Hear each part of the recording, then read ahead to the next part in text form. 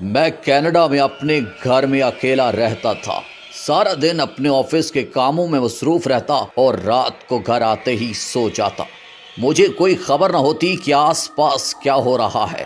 صرف سنڈے کو چند دوست میرے گھر آ جاتے تھے یا میں ان کے گھر جا کر کچھ وقت گزار آتا تھا، اور اسی طرح یہ زندگی گزر رہی تھی. پھر زندگی میں ایک ایسا واقعہ ہوا کہ میری پوری لائف بدل کر رکھ دی. اس واقعے نے ہوا کچھ یوں کہ ایک رات میں اپنے آفس سے گھر آیا اور بہت تھکا ہوا تھا. میں بنا دیر کیے اب سونا چاہتا تھا. میں اپنے روم میں گیا اور اپنے بستر پر لیٹ گیا. ابھی مجھے لیٹے ہوئے 2 منٹ ہی گزرے تھے کہ ایک دوست کا مجھے فون آیا کہ تمہارے پاس والے گھر میں کسی کا قتل ہوا ہے، جا کے معلوم کرو کہ کیا معاملہ ہے.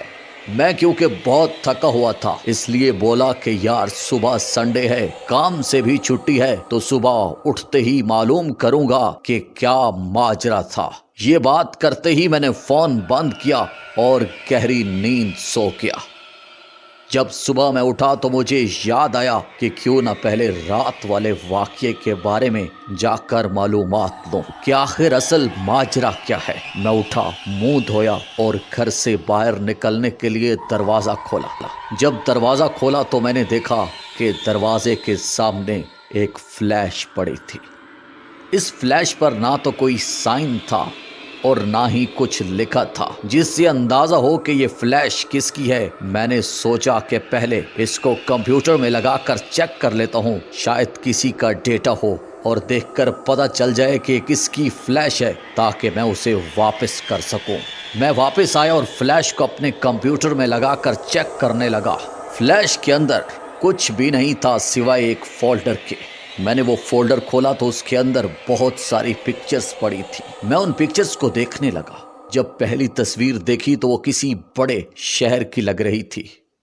دوسری تصویر دیکھی تو وہ ایک ٹاؤن کی تھی. اسی طرح میں ایک ایک کر کے ساری پکچرز کو دیکھنے لگا.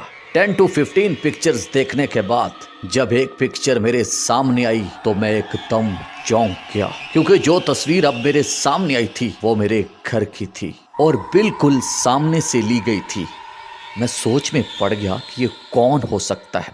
میں اسی پریشانی میں آگے والی پکچر دیکھنے لگا. اب جتنی بھی پکچرز میں دیکھ رہا تھا وہ سب میرے گھر کی اور میری تھی، جو کہ مجھے بتائے بغیر لی گئی تھی. میں جوں آگے والی تصویر دیکھ رہا تھا میری پریشانی بھی ویسے بڑھ رہی تھی اور مجھے ایک عجیب قسم کا خوف بھی آ رہا تھا. یہ ساری پکچرز دیکھتے دیکھتے پھر ایک ایسی تصویر سامنے آئی جسے دیکھ کر میں بہت زیادہ ڈر گیا. مجھے پسینہ آنے لگا، میری ٹانگیں کانپنے لگیں. مجھے ایسے لگا کہ میرے پیچھے کوئی کھڑا ہوا ہے اور کوئی مجھ پر نظر رکھے ہوئے ہے، کیونکہ اب جو تصویر میرے سامنے آئی تھی وہ میرے بیڈ روم کی تصویر تھی اور میں اس میں سو رہا تھا.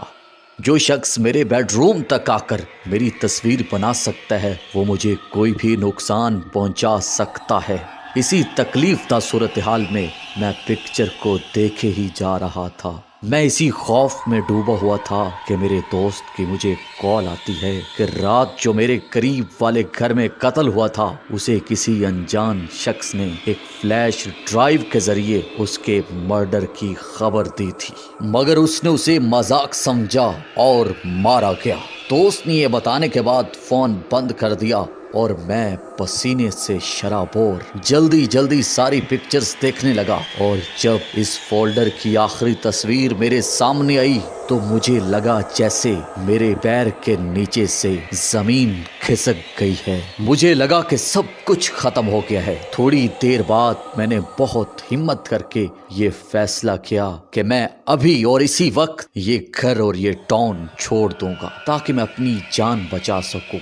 میں اٹھا اور ضروری سامان اپنے ساتھ لے کر وہ گھر اور شہر چھوڑ دیا. کچھ ہفتوں بعد پولیس انویسٹیگیشن سے پتا چلا کہ وہ شخص جس نے میرے پڑوسی کو قتل کیا تھا اور مجھے بھی مارنا چاہتا تھا وہ ہمارا پرانا دوست تھا، جس کی فیملی ہماری غلطی کی وجہ سے کار حادثے کا شکار ہو گئی تھی اور وہ ہم سے اس کا بدلہ لینا چاہتا تھا. اسی بات کا اندازہ مجھے اسی وقت ہو گیا تھا جب میں نے اس فلیش کے فولڈر کی آخری تصویر دیکھی تھی، کیونکہ اس میں لکھا تھا I will kill you as you killed my family. مزید ایسی ریئل ہارر سٹوریز کے لیے ہمارے ساتھ بنے رہیے. ہمارے چینل ہارر سٹوریز کی دنیا کو سبسکرائب کیجیے گا, لائک کیجیے گا. Thanks for watching.